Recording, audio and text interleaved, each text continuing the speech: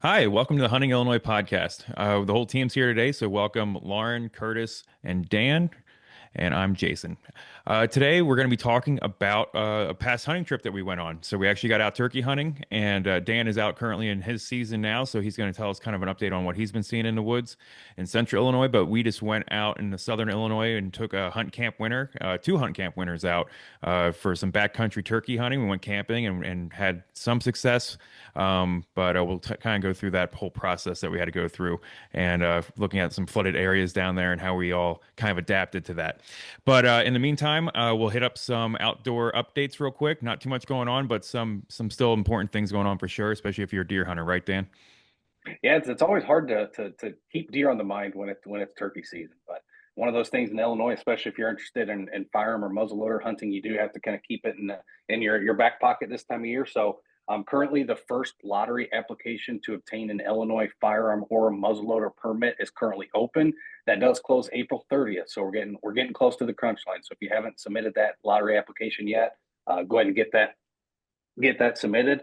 If you're brand new and if you're looking for a little bit of information, maybe you need some information on how to select a site, how to even start, or if you just need some technical expertise on how to go through the application process. It is fairly simple, but we are going to be hosting a webinar. This is a virtual webinar, so you can join us at your leisure on April 29th. So the day before this application deadline, we're going to go through the entire process. You're going to be able to apply right alongside of us, see how we do it, see how we select the site, maybe look at some of the data sets that we look at, some of the satellite imagery that we look at, and try to nail down and pick a site. But it should be a really fun one. It's going to be fairly not scheduled. It's going to be just very conversational. So bring your questions.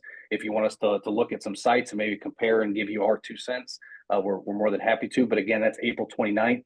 Registrations are on our website. If you just go to learntohuntil.com, you'll find a link under upcoming events, and you can go ahead and subscribe and register for that webinar. If you are unable to attend that live recording, we will have a recording available. And since obviously this one is very timely, we will try to get that recording up that evening. So it should be available the entire next day, which is the deadline day. So again, if you're interested, April 29th, we have a webinar on how to apply for the deer lottery and all that fun stuff. One other We'll lottery post that, that link, the link to that registration on our website too, just so it's up so you guys yeah, can find easy. Yeah. And you'll see it. it down in the description or show notes below, depending on where you're watching this podcast. One more application reminder that's worth mentioning is the fall turkey for shotgun. Now, obviously, archery, you can buy those permits over the counter. But if you're interested in obtaining a shotgun permit for the fall turkey season, first I do recommend to check where not every county, not every site allows fall turkey hunting with the shotgun during this season. So definitely make sure you look into that and pick a site. But that lottery application opens May 6th. So that's coming up here pretty shortly. Hmm. And those aren't posted yet that we've seen. So they may Yeah, by May those 6th, dates, they they hopefully should be will be. posted the next week or two, I'd bet. Yeah. But yeah. But Yeah, yeah. they look at kind of their harvest rates and everything else and kind of decide where those are open at and where they can allow that at. There's a map in the digest to give you an idea of where it was last year, and they tends to kind of rule of thumb that's probably where they're going to be at again this year, but they may change. Yeah. It's usually like the west and southern part of the state. Like if Yeah, it's yep, kind of along the river there Yep. Mhm. where there's woods. Where there's Uh, woods and where there's lots of turkeys. yep. Very good. All right, so we actually it's crazy because hunt camp's not going to be till September 27th, right? Is that when we have it hammered down already? Yep, And we just had that's correct. yep, and we just had one of our first meetings talking about it. And I know this year we're really looking at trying to get early bird specials, get folks to buy their tickets early, and giving away giveaways to people depending on when they buy their tickets, which we're really excited to talk more about as we get that more ironed out. And we're also going to have more emphasis on our wild game cooking, especially from our ambassadors. We're going to have a cook-off probably from them, and we. I say all that because the hunt we're talking about this week is a hunt camp prize that we gave away last year. So uh, get ready for that coming up again, and this could be you next year going down with us doing backcountry turkey hunting. So it was a little bit different from last year. We went to a different spot. What were your guys' takes on this year's hunt? I guess I'll just start kind of first, very, very high level overarching. It was tough. It was tough. Yeah. Now, obviously, anytime you're hunting a big piece of federal land for spring turkey, it's a little challenging. But the timing of our hunt, as well as some very unheard of weather events made it extremely challenging. And so, if you're unfamiliar, we basically had a 100-year flood in southern Illinois, and that basically stopped raining the day before our hunt. So, even though the whole drive down there, we ran into dead end roads where we had to, roads were flooded. It took us extra time just to get down there. And one of the more challenging aspects is Curtis did a lot of scouting for us down there to get ready for this hunt. One of the primary areas that he scouted out was basically completely closed to us because it was flooded. And so we were very limited to where we could hunt, both in terms of where can a vehicle go and also where are the birds going to go, because a lot of these bottomlands were just really really flooded, and so it did kind of change where those birds were. So it was tough. It was early season, so it was the first season that it opened down there. So we started on Monday, but we got into some action towards the end of the season, so can't be too upset. Yeah, absolutely. Um, Yeah, so we had with us, we had Kelly, her husband, and another participant named Pete. And so the groups, and then Lauren went with her husband, and they kind of went to a different county to the north of us there. Yep, they're scouting So for next year. yeah, how did so okay, so how do we want to talk about this? So Dan, if you want to kind of keep talking about your experiences with Pete and kind of Sure. how you guys went about what you guys did, and then we'll get everybody else's kind of experiences as they went through the week. Yeah, so poor Pete. He was a trooper throughout, but I really put the the hiking miles on. We all have these smartphones and smartwatches these days, so we were able to kind of see how much we hiked. And the first day we ended up hiking 12 miles. And again, this isn't just 12 miles walking through, central Illinois or walking around a track. This is 12 miles, very up, very down, walking through very muddy. So your boots are extra heavy, and so we did not have a ton of activity that first day. That first day was very much a get to a spot that we scouted the night before, see if we're hearing any birds. We heard a couple birds off the roost that first morning. None sounded like they were actually in our hunt unit. They very much sounded like they were on private land, and so we just kind of kept pushing in that hunt unit, just seeing if we could pick up that late gobbler. But that was one thing that we really noticed was a trend. And again, I think the weather had a lot to play, but we just were not hearing the gobbles that we normally hear, right? And so not only were they not gobbling well off the roost, but they weren't responding to a ton of calling. Now, obviously, you guys found some birds that had their working boots on and they were ready to rock and roll. But Pete and I did not have that luck. We did see quite a few turkey, saw plenty of deer wandering around, but never really got in on the action. It was tough for us. And we Yeah. should say too, Pete like messed up his back the day before he came down. He was Yes, loading up yes. his He truck. he was So he was or one his of those Jeep. that he emailed us the night before. I may not be able to make it. I tweaked my back loading the vehicle, but he plowed Yeah, through it and so he so he was shout willing to out put in shout the out to effort. Pete because he did great. Yeah. Yeah. And then Curtis and I, we were kind of hunting the same area that Dan was. And so, Curtis, you want to talk a little bit about that? We were with Kelly and her husband.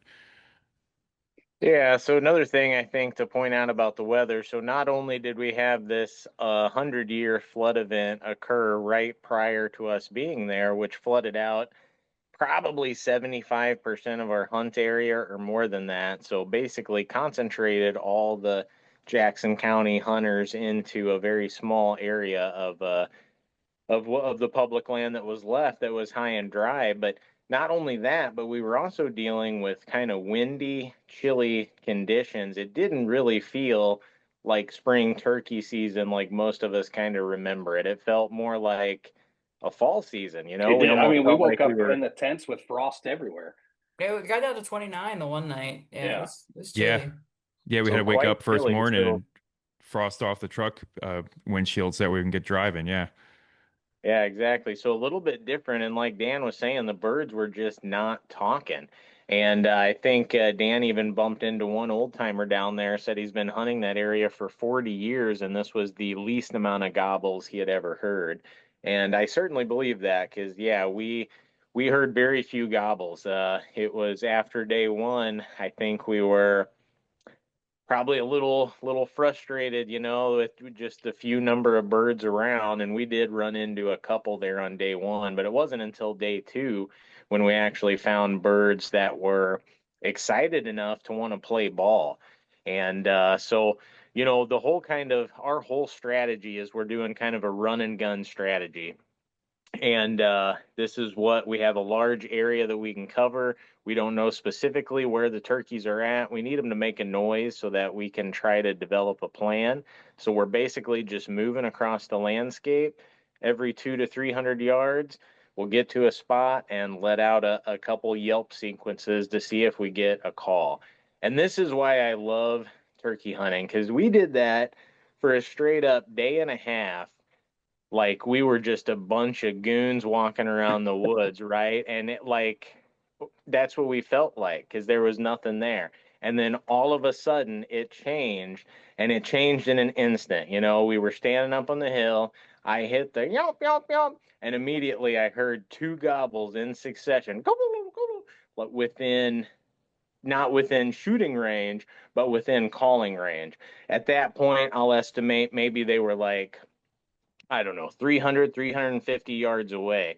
And immediately, Jason and I, we turned on a dime and we had a new plan. So instead of wandering aimlessly through the habitat, calling every couple hundred yards, like Dan was talking about, racking up the miles up and down, all of a sudden we were hunting. And that made all the walk, all the steps, everything worth it, because adrenaline was high, because it was one of those times where the birds were excited enough that they were answering excitedly almost every time I would call. So I was trying to play hard to get a little bit. I was not over calling because I didn't want to, oversell it or anything. But about every 2 minutes, I'd hit that yelp and we would hear gobble, gobble, gobble, gobble, gobble, gobble, just right in succession. And they'd be a little closer each time. So I kind of knew they were strutting, they were heading to us. We actually repositioned, and I'll give kudos to Jason. If we would have sat where Jason wanted to sit first, we would have been golden, because they came right through the woods like Jason was thinking. I looked at the woods. I was like, oh man, it's thick. I think there's a road over here. And we went and we sat up on the road, which is where I thought they were going to come from. And then we could hear from their gobbles that they weren't coming that way. So we really quickly repositioned back down there to the woods. Closer to the woods, we were kind of in a little section leading off to that way, and I was back behind another 20, 25 yards calling. And yeah, the birds just kept gobbling, kept getting closer and closer, and I couldn't see anything. I couldn't see the birds because I was a little further away, so I was just trying to call very sparingly. And I saw Kelly out of the corner of my eye. I saw her go from this to this, and I was like, uh-oh, if I saw that, the turkey saw that. So I knew she was going to have to shoot in a second. And boom, she shot. And then maybe a half a second went by, and then we heard another two shots real quick. At this point, I'm hoping, oh, maybe we've got two birds on the ground. I don't know.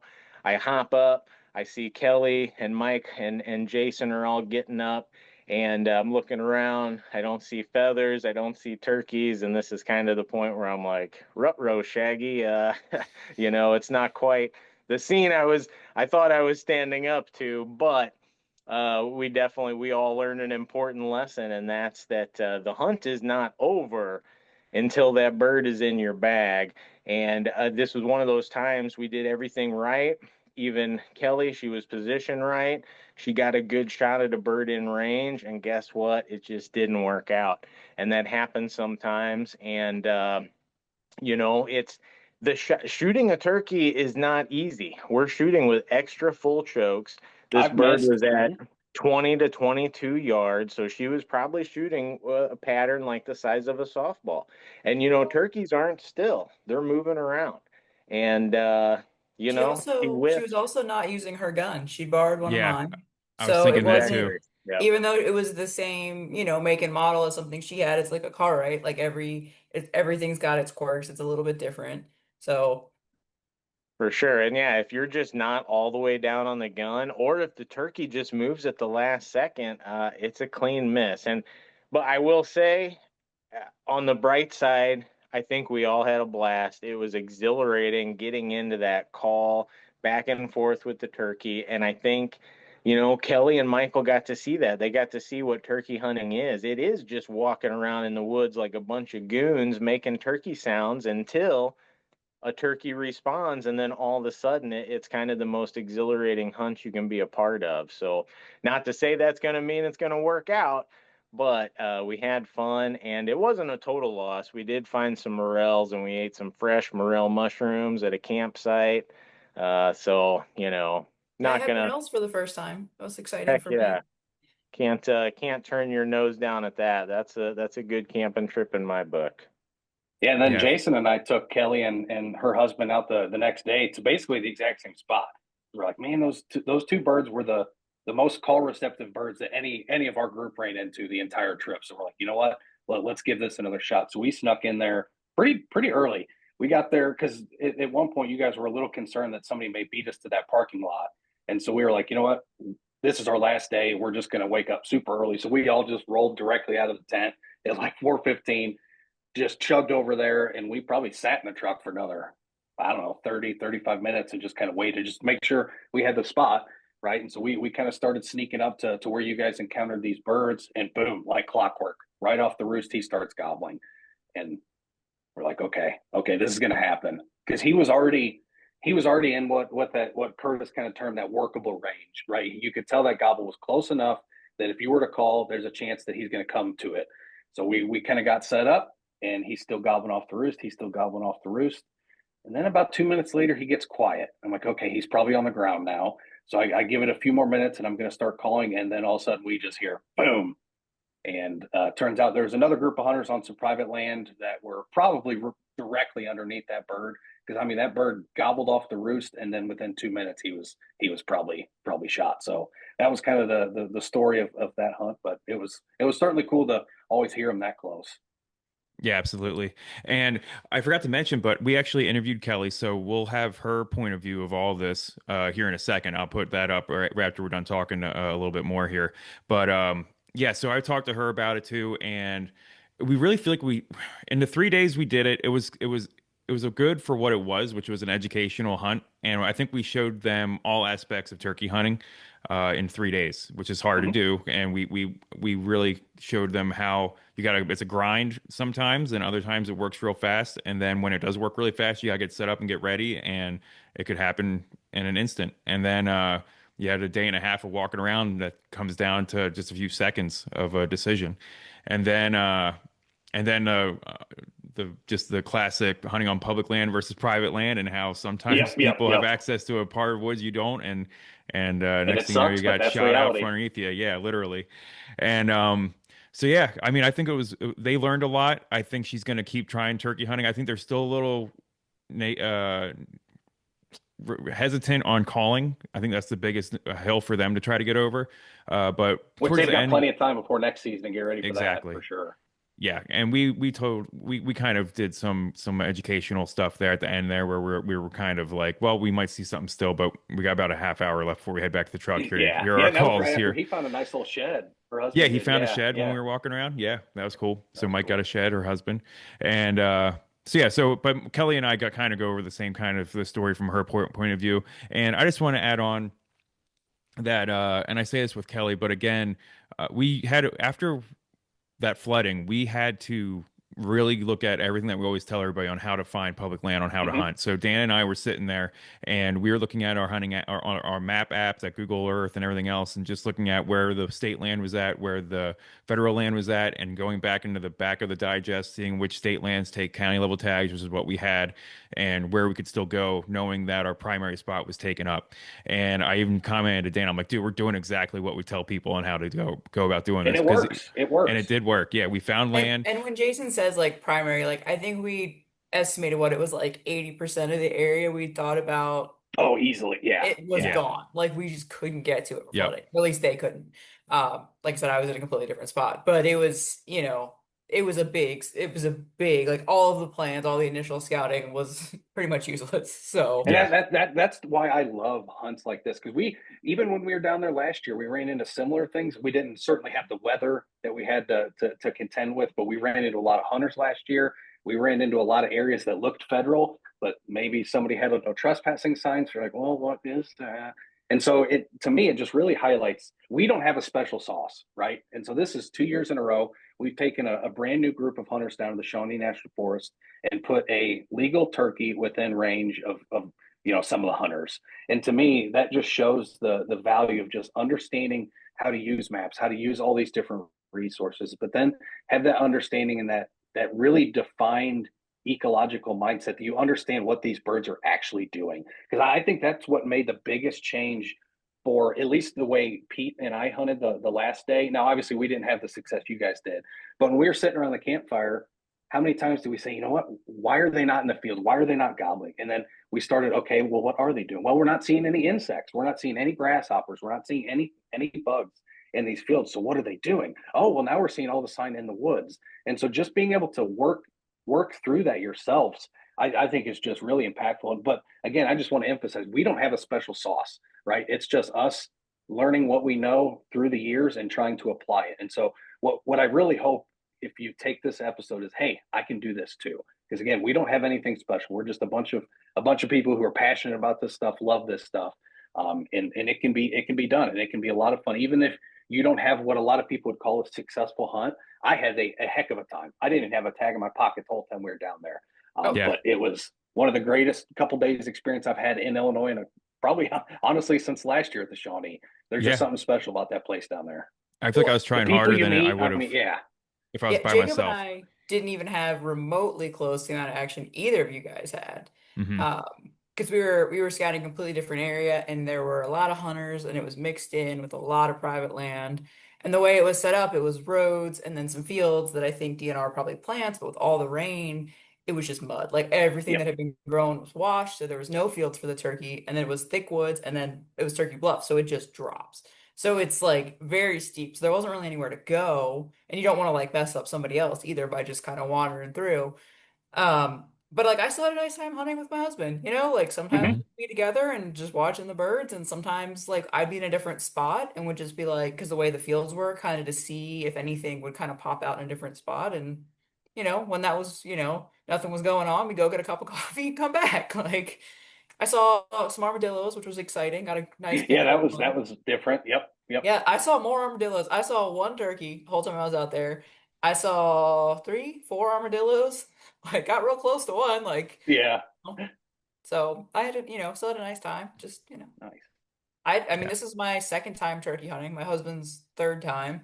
We went last year, we won before I worked for Learn to Hunt. We won the Shawnee turkey hunt last year. Hmm. So it was just kind of nice. We didn't walk nearly as much as you guys either, but a lot of that was No. just where we were, like just the way it's set up.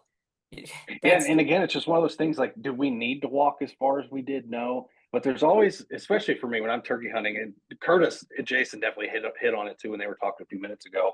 There's always this innate, what's around that next corner? What's around? Mm. Nothing's responding to my call here.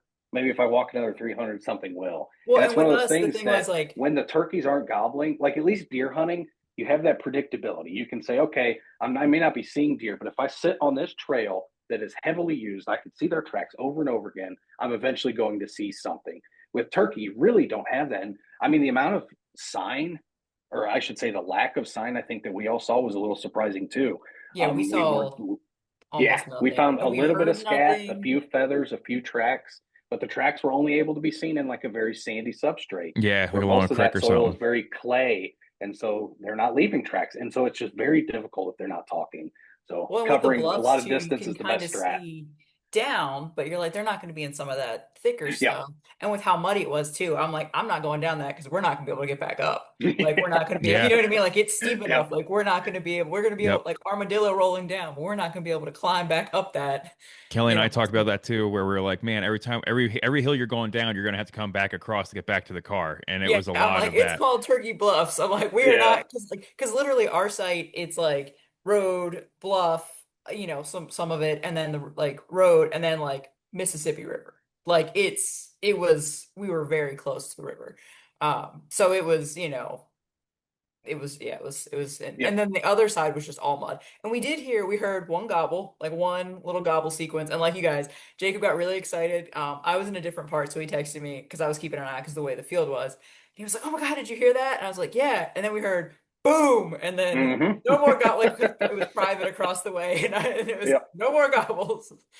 And So the surprising thing, and that's what I like about when you're hunting like opening week, like we were that Monday, Tuesday, and Wednesday. It's the same with deer hunting. It's one of those things. If you're not seeing a lot of activity and you hear a million gunshots, you're like, all right, I'm doing something yeah, wrong. we But heard when you're down there and you only heard, I don't know, three gunshots all we day, heard we heard Yeah. one over the whole time on, and we went. I mean, it's because the way it is, it's like the way the property is just, and parts of it you could tell had been flooded recently with all of Hmm. that. You couldn't access all of it because I didn't want to get stuck, or he didn't want to. Even with the Subaru, with some of it, it was just the way that dirt is. Like it's muddy enough that if you get sucked in, you're not going to be getting out anytime soon. Yeah. Like that thick like clay stuff. So we still had a good time. But yeah, we Hmm. did see the coolest thing. I almost forgot. We did see. I lied. We saw two turkeys because when we went to get coffee on our last day, we saw a tom on private land near somebody's house strutting for two Canada geese. Super cool. And when I stopped the car to take a picture, he saw us and took off. That was And that. the Yep. geese were like, "What is going on?" And I'm like, "I'm so bummed I didn't get a picture because it was the coolest thing I saw like the whole time we were there." That's cool. And I know if it was Curtis, he probably would have been like, "Go knock on their door and see if you can get it." But I'm Oh like, I'm yeah. like, we were so close to town though that I was like, it was like over the next hill that I was like, "Ugh," like it's so much. But it was cool. So I was like, that and the armadillos kind of made it, those There are you my go. cool, like hanging on to it kind of thing. But Well, cool. You want to throw it over to your interview with Kelly real quick and get her side of the story? Yeah, sure. So yeah, so Awesome. this is again our interview with Kelly, and she was gracious enough to sit down with us and kind of talk about her experiences. All right, so with us today we have Kelly. Kelly is a new hunter. A couple past years you've been kind of getting into it. And we'll talk about that in a second. But you've been a big help to us. So I forget how we first found you. Do you know how you first heard about the program? Yeah, I think the first time I met you guys was at a Learn to Hunt deer workshop. One of those like 3 hour workshops. Yeah. I think it was at Middle Fork. Yes. That's probably when was that when the ECIA crew was all there too? I don't know if you remember them or not. The archery club I folks. don't think I remember you were there and Curtis was there. Okay. So I don't remember anyone else, but yeah, it was a really cool experience. And that was really my first introduction to deer hunting. I hadn't really Hmm. done any preparation before that, so that was really cool. What made you come out? What made you interested in trying? I've always wanted to try deer hunting, and that it seems silly, but it was because of a video game I played called Oh, Red really? Dead That's Redemption. cool. Yeah. Oh yeah, So, sure. and Yeah. yeah, in Red Dead Redemption, you play a cowboy and you go around and you can hunt. And so I was playing this game, a lot through the pandemic, and I started thinking, oh man, this would be a really cool experience, like in real life. And so that's when I really started to look into it. Didn't have any friends that hunted. So I had to look on the internet, and I think that's how I found you guys was just Googling workshops. Hmm. Awesome.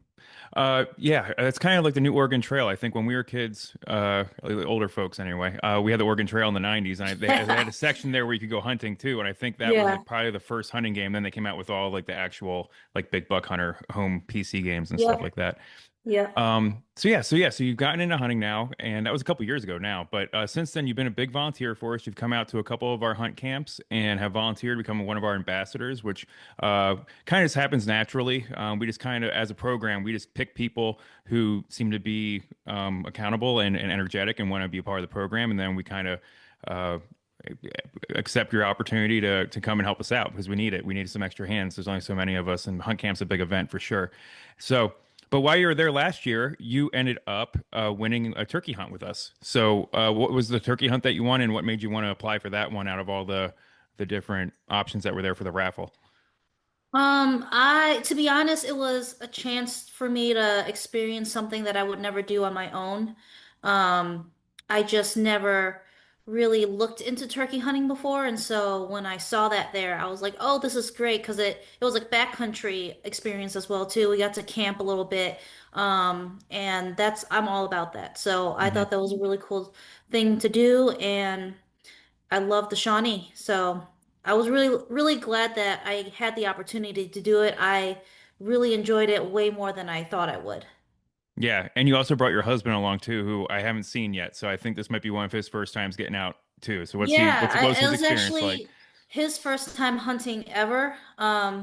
And I had asked him to go with me, but I was like, oh, I don't know if he's actually gonna want to go because he's not as much of an outdoors person as I am. But I was really happy that he came with me, and I think he really enjoyed himself too. Hmm. I think so. So yeah, so going down the Shawnee is really the only way that we can raffle off a turkey hunt, because it has a lot of down south in the southwest, specifically along like the river and stuff, has a lot of county level tags, which you can go out on public land and so federal land and state land, and it was hard when we went because it was during the big storms this past spring. So the one spot we wanted to go to was flooded out and you couldn't even access it. The road was closed. And they actually had a ranger, Curtis went down there to try to get across the road, and the ranger stopped him from going down the one road where the one campground was going to be at. So then we ended up going to a different one. So we went to Kincaid Lake, and then we stayed at the Johnson Creek Recreation Area, if anyone's familiar with that. It's up on top of a hill, so it didn't get flooded out. So that was good. And we actually hunted a little bit on Shawnee, but also on Kincaid Lakeland as well. And using the different hunt apps that are out there, showing the different property borders and stuff, really helped us out being able to figure out what was huntable land and what wasn't. And then I mean, we found ourselves doing what we always tell people to do when we got down there. Dan and I got down there a little bit or before everyone else. And we're like, all right, well, the one spot we want to go to is closed. What can we do? And we literally went to the back of the digest, looked up what state ground takes county land, went to the site specific regs to make sure there wasn't a windshield card that we should have gotten printed off ahead of time and stuff like that. And we just went through the checklist of all the things that we talk about to go try to find public land to go hunt. And then we were able to. And then we finally got out. So you can talk a little bit about kind of your different. We went out 3 days. We were there. For his second season. So we were out Monday. We got there on Sunday. We went out Monday, Tuesday, and then Wednesday morning. So Yeah. if you want to kind of tell your story about how that went. Yeah, that first day, that Monday, we went out and we just hiked and hiked and we're just listening for gobbles. And I had no idea what we were listening for, to be honest. Like, I know kind of what a turkey sounds like, but I'd never actually heard it like in the wild. And so I was just kind of letting you guys listen. And Curtis was like, "Oh, did you hear that? Did you hear that?" And I was like, "No, I didn't hear anything." And so we just took off in that one direction when we heard that gobbling. And eventually I heard it, and then once my ears heard what it sounded like, I kind of knew what to listen for. And so Mhm. it got a little easier, but I was just really impressed by the ability of the mentors' abilities to just listen that closely and be able to distinguish all the different sounds because there were, a ton of other noises going on, all these other birds, people talking. So when we started hiking in and we heard those gobbles, we all got really excited and we started going down this hill. And before you know it, we've hiked like 4 or 5 miles following these turkeys. Um, and I remember we got to that one road. We hit a road that was kind of it looked like a private road. Um, Mhm. and it was all gravel. And we're just standing there because we had stopped hearing them and we're talking. And out of the corner of my eye, I see movement. And I look up and it looked like a turkey, like literally running across the road. And I'm like, what is that? And I pointed at it. And Curtis was like, oh, that's a turkey. Get down. So we all like kneel down and we're all trying to be like super silent and super still. And I think you said you saw this turkey like run around. Yeah, I felt like we were like Frodo and like the ring wraiths or whatever when they jump under the log. Like we're on a road and we quick jump off and we're hiding from it. But yeah, I saw it. It was actually really weird to see. Like when you guys ducked down, I could still kind of see it, and it was out. It was probably 50 to 60 yards away, about as far. Pretty far down the road, but it came out and then it kind of walked across the road and then it went back to the side that it came out on, from what I could tell. And there was a fallen down tree that had a limb that came up, and I saw it hop up on that limb, and it reminded me of like a turkey, a chicken in like a barnyard, like hopping up on something. And I never saw a turkey really do that before. And it like hopped up on that limb, and then it looked around, and then it hopped down, and then it went down off the top of that ridge again. So yeah, so that was pretty weird to see a turkey act that way. Yeah, and as you're saying, we went down that hill. It was one of those discussions where it's like, do we really want to walk down this hill? Because we knew to get back to the car, we're gonna have to walk back up it. So yeah, so that was interesting. Though it's much more hillier down there than it is in central Illinois, no doubt, especially down by the river. There's bluffs and stuff all around that flood plain. But yeah, so then what did we do after that? So you can keep telling what we ended up doing. I Do think you remember? we ended up following what looked like a trail Hmm. into an old area. at that point we heard calling, like either we heard either someone calling or a real turkey. And I Hmm. remember we're just standing there discussing like that's really aggressive. And then we're like, oh, that's probably Dan calling from the other side. But then we're like, no, Dan's not that aggressive in calling. And so I think eventually what we figured out was that it was another hunter, just calling super aggressively. And Curtis was calling back to see if like it was a real turkey. And at some points, Curtis was like, I don't know if that's a real turkey because it sounded like it was getting closer. I remember we stood there in that spot for a long time trying to trying to figure out if it was a real turkey or not. Yeah, and we were also communicating with Dan because he had parked at a different parking lot than us on a different ridge with another mentee, and so it was myself, Curtis, you, and your husband, and so then so we were talking to Dan, and then Dan was like, "I think I hear a turkey," and then he's like, "Oh, I see a hunter." So then Dan was close to where we thought he was, and he did end up finding out that other hunter was out there, and we felt bad that he walked in on that guy, but then he didn't get too close to him. They never talked or none, and then he just turned around with his guy, and they walked out. But that's the public land hunting. We and they were still gobbling. Like that guy was talking to gobbles. Like they were gobbling, or some toms. They were gobbling over there. So then we eventually had to. We walked back down that road and went out to the lake just to see the lake, and then kind of hiked out from there. And that was kind of the first day. Yeah, and we saw that other turkey too on that That's road right, on that road. when we That's right. went When back. we came back up, and then on the first time we saw it to the west, and then this time it was to the east, on the east side of that road, and another one came, and then we ended up sitting. That was the first time all day that that we actually got set up, where you Hmm. guys had your backs against trees, and we were sitting there, and we Hmm. sat for about 20 minutes, and that was probably like 11 o'clock by that point. I think we hunted until about noon that day. So yeah, it was later on in the day, and they liked that big road, and it was public land where we were at, but it was private access to it on the other end, so we couldn't drive down it to park or get down there easily the next morning. So we ended up not parking there, and well, we tried to get back to there, I guess, and then we tried even leaving earlier, and we missed it by about 2 minutes, 3 minutes. We saw brake lights ahead of us in the trees where the parking lot was at, and we ended up having to go leapfrog around parking spaces to try to find other spots. You can talk a little bit about that, and then how we end up where we end up going.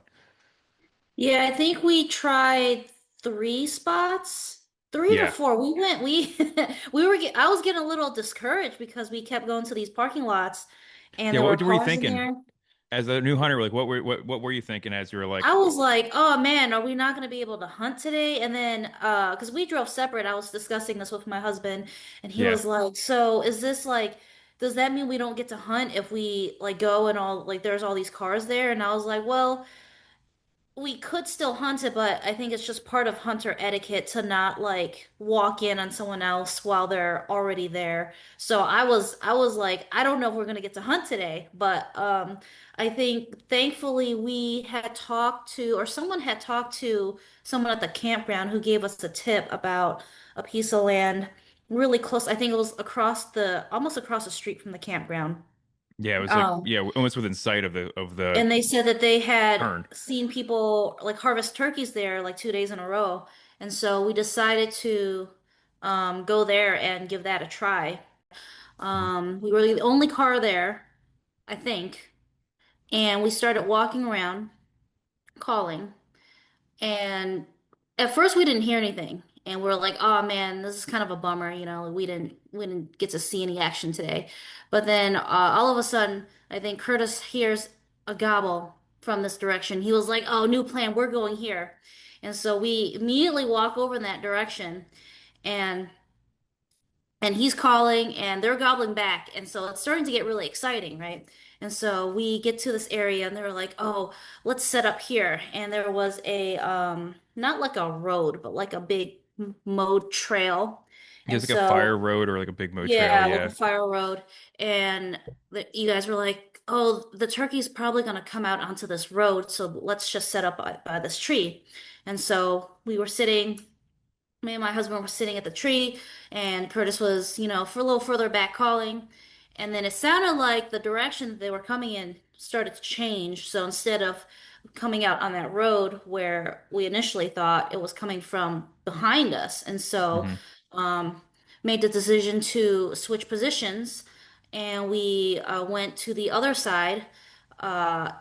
and we sat against a tree facing the edge of the wood line. And so we were sitting there, and Curtis is behind us calling, and they're gobbling back, and it's like getting closer and closer. And I remember you were sitting behind me, behind the tree, so you couldn't really see that well. No. And so we were just sitting there, and I was like, oh, I don't know what to expect. I had no idea what to expect, to be honest. I was just sitting there, and then all of a sudden, I see a turkey head pop out, like out of the tall grass there, Hmm. and I saw it, and I was like, oh crap, and I like froze, and I was like, I see it, I see one. And then you were like, I can't see it, but like if it's sitting still, shoot it. And so I was like, I was kind of frozen in this kind of like shock slash kind of panic mode. But you said, if it's standing still, shoot it. And I was looking at it and I was really scared to move because it was standing perfectly still. Like to Yeah. the point where I thought I was like seeing things and I was like, maybe that's not a turkey, but I saw it and my husband saw it and I was like, that's definitely a turkey. And Yeah, I could hear so you guys talking to each other. I heard him being like, "It's right there. It's right there." And then you're like, "Yeah, I see it." And he's like, "It's standing still." I'm just like, "If you can see it, shoot it." And yeah, and keep going. Sorry. yeah, and so I was just terrified because I was like, oh, it's gonna see me. I didn't know if it was standing perfectly still because it saw me and it was trying to figure out what I was. Right. But after you said, shoot it, I was like, okay, I'm gonna try. And so I remember I wasn't quite facing directly at it, so I had to bring my gun up and shift over to the right. Hmm. And so I did that kind of slow and I brought it, I mounted it and I took my shot and it started flying or it started flapping its wings. And so I took a follow-up shot and I saw it fly from right to left. And while it was in the air, I think my husband also took a shot. Hmm. And then after all three shots, it started, I saw it start coming down. And so I thought that we had hit it, at least like injured it because it just started descending real slow. And so I thought I had hit it, and my heart was pounding, and I was like, I don't know what to do. Um, so we got up and tried to go find it, but we could not find any signs of it. We went back to the place where I saw it and where I shot it at, and there were no feathers on the ground or any blood really. So we decided that it was a clean miss and it had just, flown off. But it was really exciting. And actually, there were two turkeys that flew out, which really surprised me because I thought we had only called in one. Yeah. Yeah, when they were gobbling at us and Curtis was doing a great job calling them in, it really you could tell the difference between just the direction that the turkey's calling it at. I think just the head turn because the sound I heard two gobbles, but it sounded like they were far apart. I didn't expect them to be together when they came out because like one could have been looking one way and one could have been looking the other way, and the one looking at us sounded really loud, and the one looking away from us may have sounded quieter, but I thought they were farther apart than what they were. So when you guys said that there was two, I was really surprised by that. And I had the camera set up. I was between the two trees perfectly. I had you guys both on either side of me, and I was behind the tree that you guys were in, and we were all like clustered together there. And I had the camera up, my phone up anyway to record. And when you shot it when it was to the right and I couldn't see through you, so I couldn't see the turkey. And then I thought I was gonna get around the tree then because I thought see like maybe a dead turkey flop on the ground and try to get video of that. And then I guess you guys said it flew to the left, and then when I went to the right, I never saw it. So then it flies to the Yeah. left, and then I'm like, "Did you guys? What happened? Did you guys get it? What happened?" And I was just like, "Put your guns on safe. Go get it." Like I thought maybe like it was like down there, and then we went after it, and then I did a big loop trying to see if I could find any sign of it or anything like that. And you guys went back and tried to look for feathers and things, but no luck.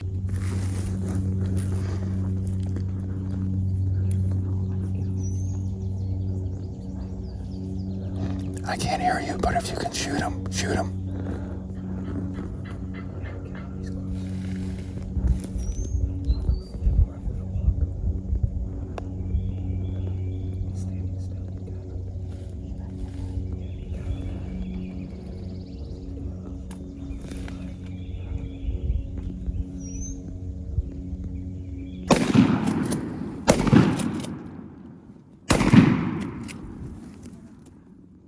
Did you get him? Straight ahead. Yeah, get up and put your guns on safe and try to see if you can get him. how did we regroup and what did we do next? Yeah, so that day we made a plan. We decided we were gonna go back to that same area, the same site, and set up like earlier and see if we Hmm. could get we discussed this because there was a chance that we might have messed up that area for hunting, you know. And we walked around until we heard a gobble, and we set Hmm. up real quick. You know, I sat down real quick. Curtis was trying to call them in, or no, not Curtis. You were trying to call them in because Curtis was Me and gone. Dan. Yeah, Yeah, Dan you was and with us Dan. then. So Curtis had to run home for family Right. stuff, so because he had to go do stuff, nothing crazy. And then yeah, so Dan came with us because his guy ended up packing it That's in because right. they were hiking around and they had enough unfortunately. So they I mean we were putting on so I was calling it Disneyland miles because the last time I walked 20,000 steps was when I went to Disneyland. So it was a Disneyland day.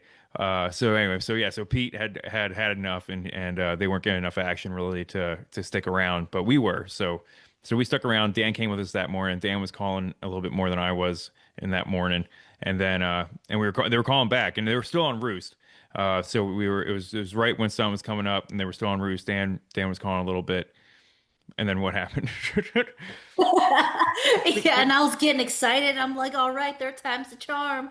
And Yep. then all of a sudden we just hear a shot and no Yeah. more gobbles. And I was like, oh, Yep, those guys in that truck man. got one for sure because they were gone when we got back to. And we hung out the rest of that morning. We walked around and called and off the ridges and stuff, but never heard another gobble again since we were down there. But yeah, we heard a gobble and it was probably about 5 minutes, 5, 10 minutes, and then all of a sudden just bang, and it was right at the bottom of that hill, right where they were at the day before.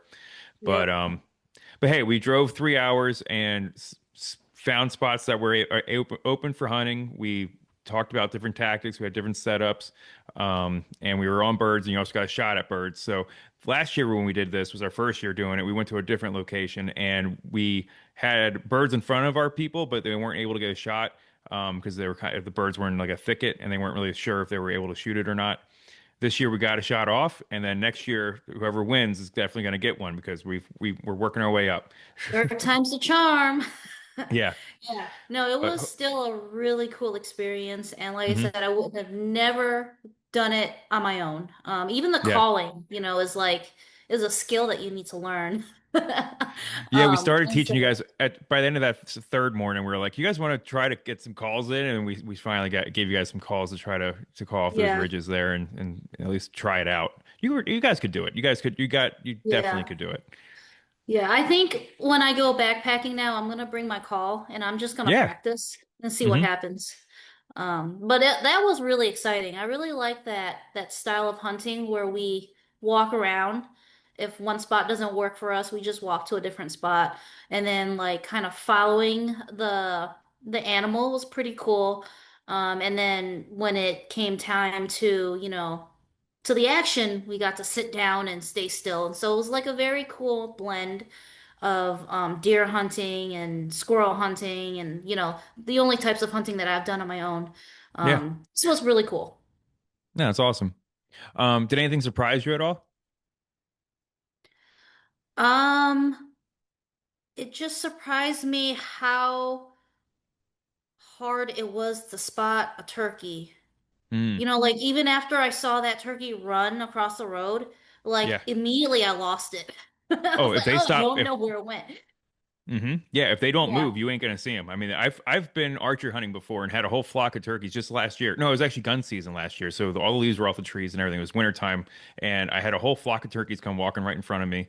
And if they stopped, like I was trying to get like some video for them, just get B-roll for any of our Mhm. media that we have, and if they stopped, like they disappeared. I mean, they were gone. Yeah. It's insane. Yeah, that's a Yeah. great point. And the only other experience I've had with turkeys in the wild was when I was backpacking at Sand Ridge State Forest. And I was alone, so I was being very quiet and it was, early in the morning around 8 a.m. and I'm walking and all of a sudden I see like far in the distance, like 150 yards off, a big tom and a bunch of hens and they're Hmm. just standing and then I remember I like reached to grab my phone and that little motion, like they saw it right away and they just all disappeared and I couldn't get a picture. Yeah. I was just so amazed at good these turkeys are at, detecting predators. Hmm. No, yeah, and that's something you'll learn as you get close. The more interactions you have with them, the more you're going to see how that is true. They can see just the smallest of movements, and you're going to get busted all the time. Instead of like with deer with smell, turkeys it's eyesight, and anytime you're gonna see how hard that was. But yeah, so what do you think the future looks like for your husband getting out? Do you think he's going to try some more, or did he have enough? Yeah, I think he had fun. It's just hard for him with his schedule. He Yeah. works a lot, and so it's hard, but I am gonna try and work on getting him out there more for sure. And Hmm. I'm looking forward to hunt camp this year. It's always a great time. And Yeah. it's a great opportunity to connect with other people who are into the same thing. Like I said, I'm the only hunter that I know in my friend group really. And I am actually the one that got some of my friends to try hunting, but I don't have anyone to, mentor me. So it's one of the only places that I can go to and talk to people and gain knowledge. Yeah. No, that's a great point. And everybody there, I mean, everybody's nice everywhere that I've been to for the, I mean, 100% actually. I can't think of a time where it wasn't really, I don't have anything that pops out in my head, but ours, I think folks are really willing to, because of the way we have it set up to where it's Illinois Learn to Hunt. So if you're new to hunting, this is a good crowd. If there's people there who have, experience in one type of hunting and they don't have, like you've been out deer hunting now and squirrel hunting now, and you might even be confident enough to take someone deer hunting now, and at least try. But, now, but you never turkey hunted, so now you're just Yeah. accumulating those skills, but you're still willing to share those with new people as well. So that mindset is just awesome, and it just makes that great community. We have the Facebook page, the Illinois Learn to Hunt Connections page, which hopefully fosters that as well. So that's a year-round uh, ability for people to reach out and ask questions. It's kind of our billboard or bulletin board for the program. But Hunt Camp for sure allows that through all the different information tables and just talking to folks that are present. You can find people who know some things and have access to somewhere else and or getting active in like Pheasants Forever or something like that. Mhm. So yeah, it's just a great program. It's a great. I'm happy with how well it's doing. We've doubled in size every year, so I'm really excited to see what happens next year. And we're Yeah, working on it that's already. awesome. We're already making contacts with. We're trying to get more brands to come out, more giveaways, and other groups too. Trying to bring in as many wildlife groups as we can, even people who don't hunt, like people who just like to get outdoor type groups and Yeah. stuff. So just open it up and have it be a big community of people who like to do fun stuff. Hmm. Yeah. I mean, I've met a lot of people from it already, and it's been great connecting with them from all over the state of Illinois. It's been awesome. Cool. What's next for you for getting outside? Do you have any more tags for the spring, or are you gonna get ready for squirrel and deer season in the fall now? No, my hunting season is over until the start of squirrel season, but Hmm. scouting. I'm scouting. I'm going out. I'm being out. I'm just trying to get the lay of the land. One of my biggest fear still when going solo is I'm scared of the dark, actually. I'm No, really scared of walking into the woods by myself in the dark. And so that's I'm trying natural. to get myself to, like be out there more and hopefully and some of that is going away a little bit. I Hmm. am getting more comfortable getting out there, but yeah, the more I'm out there, the less scary it will be when it comes time for me to go out there. My tip for that is to be late and then just be more worried about walking down the trail and being on to try to get to your spot and not have enough time to think about what just made a noise next to you. So Yeah. that's my tip is to be hurrying so fast. No, no. Uh, but no, that's awesome. And yeah, and you've gotten out mushroom hunting now too. I don't know where we're at with that up here. I feel like I haven't seen So much. I don't know if it's we missed it it's or been what. a it's been a weird year. I think we haven't had a lot of rain until like very recently. And so it's been late. I know last year I found my Hall of Morels April 13th was the day. And so Hmm. I went out there that weekend at Middle Fork. I looked and I looked and we didn't see a single one. So hopefully we did have some rain these past couple of days. So and it's been warm, so I'm hoping that this upcoming weekend is going to be prime Okay. time.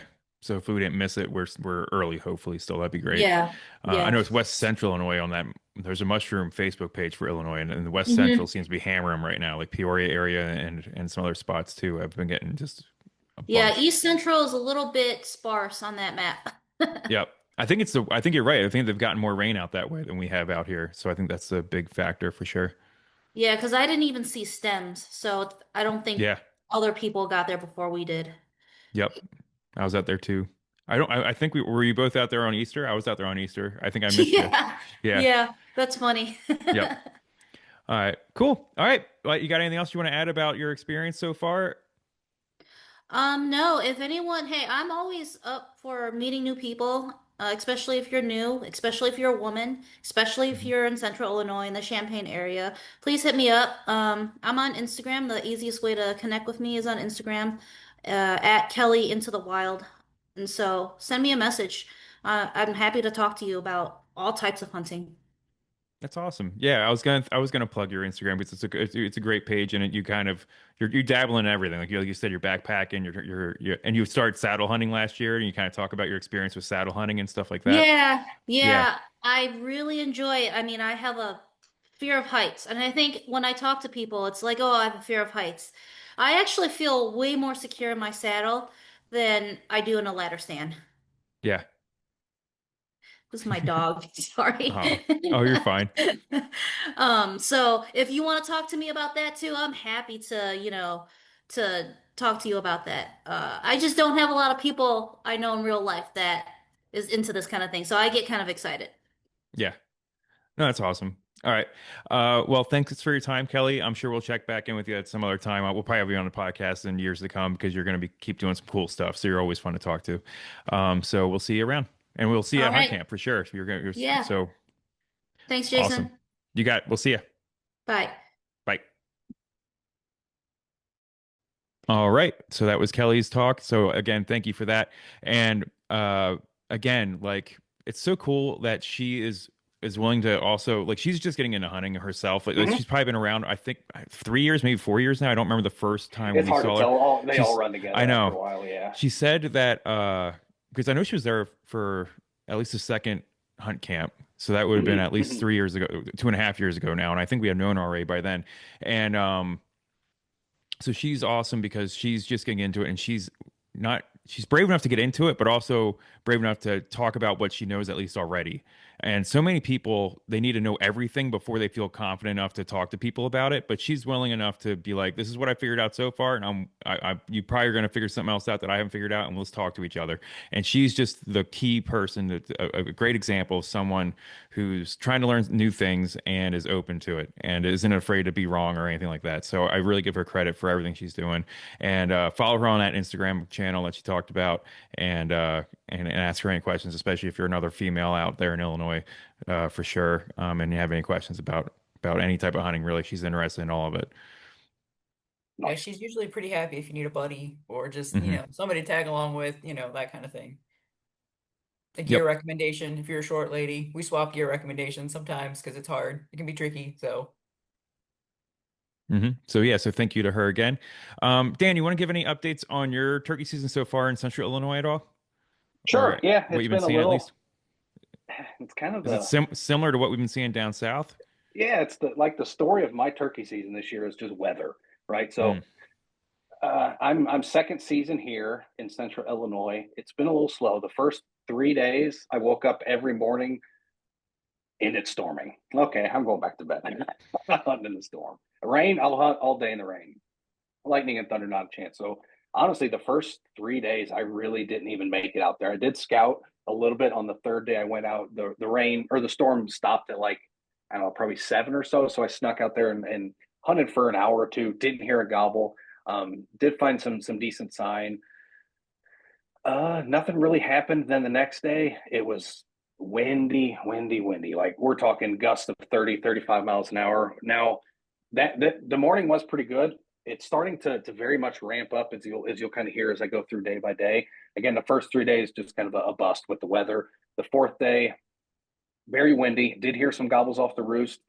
Had one start talking back a little bit. One of the biggest things I ran into, and this is where I don't want to say my laziness, but my timing wasn't the best. I should have done more scouting. Right now for turkey, I don't do a ton of scouting because I rely on the gobbling that's out there. But what I Hmm. should have done is just went out there and looked at the freaking landscape a little bit more. It has changed drastically since I was there just a few weeks ago. The amount of rain we've gotten in this area, nothing like we saw in the Shawnee. Absolutely not. Nothing anywhere near that. But I know Jason, we had a spot 2 or 3 years ago where we all ran into like 2 or 3 gobblers in the exact same field Yep. off the exact same roost ridge. So that's where I started my hunt, right? It's like, hey, historically, this has been fantastic. Every year we've gone there. Heard one gobble off the roost there.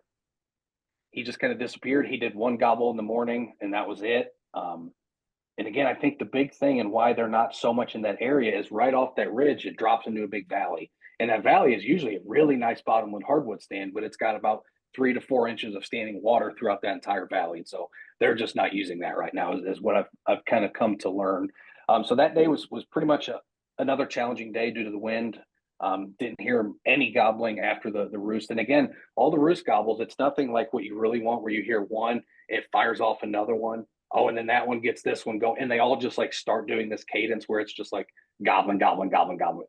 That hasn't happened to me yet until yesterday. So yesterday things started to really ramp up on the roost. I probably heard 8 or 10 different toms off the Oh, roost. there you go. That's how Challenging it normally thing. is out there. That yes, and that's Yeah. what you expect, right? Hmm. And so the challenging thing was they were all by the river. And at this property, the river is basically the property boundary. You have county land that is eligible to hunt on the other side, and then a little further down the river on the that same side as the county land, you have another piece of DNR property that my tag is not good for.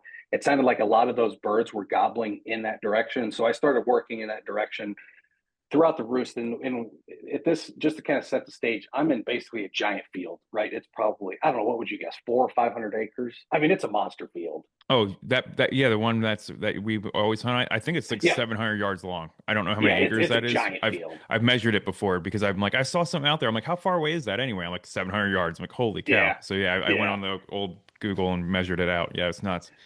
So I'm walking through that field, and it drops down into basically there's a little stretch of woods that are probably 100 yards thick before it drops off into another field that's right at the river. And so I start sneaking through those woods down a little horse trail. I'm not hearing anything, but I just kind of happen to stop, and I'm just kind of listening to see if I hear any gobbles. And I just happen to do this and just kind of look around, and oh, there's a Jake 20 yards from me sitting on the roost. That bird didn't make a peep all day. I sat there. He saw me. I didn't stand a chance. But at that point, you're like, well, there's a turkey right there. I'm hunting turkey. I'm just going to sit here because I couldn't Yeah. really move. So I kind of very slowly, it probably took me a minute to move like 2 feet back to where I could put a big tree between he and I. And I literally just sat there for, it was about 6:39 when he finally decided to fly down. And the reason I know that is because in Illinois, you can't shoot a turkey off the roost at 7 until 7 a.m. And so I was just kind of watching it. I've never done it before. Never really had the opportunity. I was like, hey, I'm already within this guy's range. If he doesn't happen to come down by 7, I may take that shot. At about 6:39, he just kind of dropped down, went off, and then went down into that field. And I just see this little head just go, and the tiniest little black spot dart across that field in half a second. That sucker, he was out of there. The rest of that day, kind of just a lot of wandering around, gobbling. I ran into so many hens yesterday. I probably found 8 or 10 different hens in different fields all throughout the day. So they're definitely starting to hit the fields again.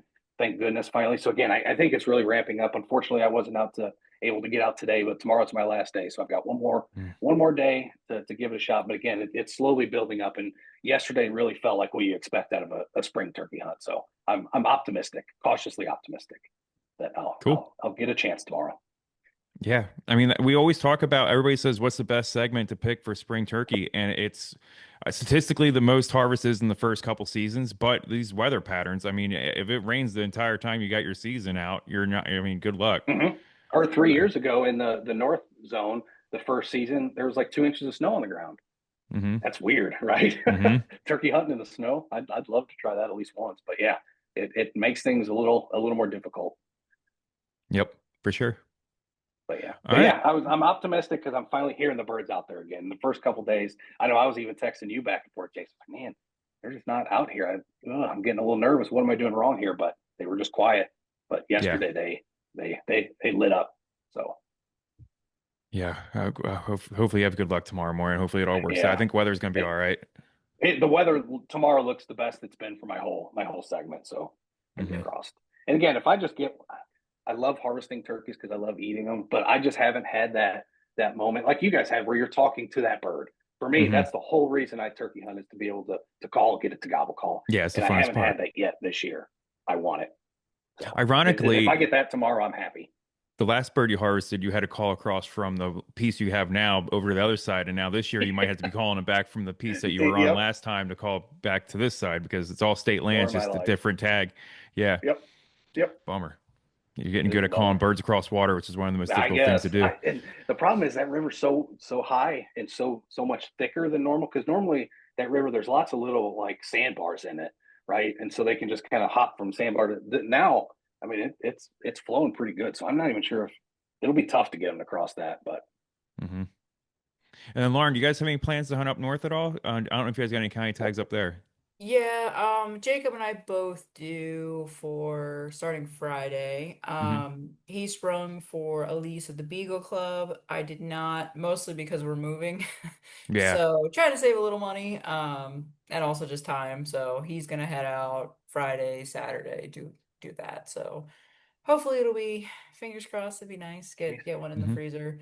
Um, and then for me, just running the dog is on my agenda once we get that's settled a cool. little bit.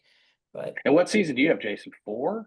For May 1st. Yep. Four? And I'll be out the Nice. same spot you're at. So I'm hoping for bad weather between now and then the birds be fresh. I mean, I was very nervous the first couple of days because like every year we've hunted there, we hear so many gobbles that you're like, I'm gonna get in some action. The Yeah. first mhm. couple, but yesterday rekindled. Yep, they're still here. They've Yeah. just Every been segment in out a there, you got a funk. chance. And there's so many Yep, spots out there too. So we're hopeful. Even yep, in the fourth season, I'm think I'll be on something. yeah. And my wife drew fifth season out there, so Hmm. Oh, nice. So you try to get got a back nice out there. little stack. Yeah, yeah. We'll Jacob have said a next year he's coming for Middle Fork for you guys. Ah, He's putting it for Middle Fork. if we keep talking about so is everyone else.